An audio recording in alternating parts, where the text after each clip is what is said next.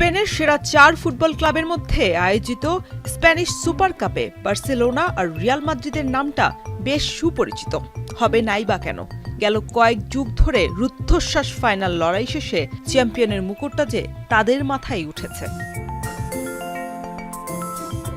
এবারও মৌসুমের প্রথম শিরোপা জয়ের অপেক্ষায় বার্সেলোনা। নিজেদের লক্ষ্যে অবিচল থাকা Barca King Abdullah sports city স্টেডিয়ামে প্রথম সেমিফাইনালে অ্যাথলেটিকো বিলবাওকে হারিয়েছে ৫-০ গোলে। লা লিগায় টানা ৯ ম্যাচ জয়ের আত্মবিশ্বাস কাজেও লাগিয়েছে দারুণভাবে। ২২ থেকে ৩৮ মাত্র ১৬ মিনিটের মধ্যে ফেরান তরেস, ফেরমিন লোপেজ, রনি এবং রাফিনহার ৪ গোল।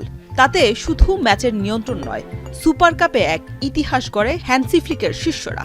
স্প্যানিশ সুপার কাপের সেমিফাইনালে এই প্রথম কোনো দল প্রথমার্ধেই ৪ গোল করার রেকর্ড করেছে।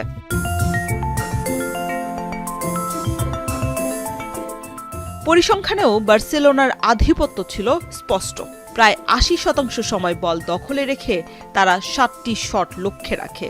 অন্যদিকে বিলবাও কয়েকটি আক্রমণ গড়লেও গোলের দেখা পায়নি। আগামী রোববার ফাইনালে বার্সেলোনার মুখোমুখি হবে রিয়াল মাদ্রিদ ও অ্যাথলেটিকো মাদ্রিদের মধ্যকার দ্বিতীয় সেমিফাইনালের জয়ী দল। শরীফ রওশন, এখন।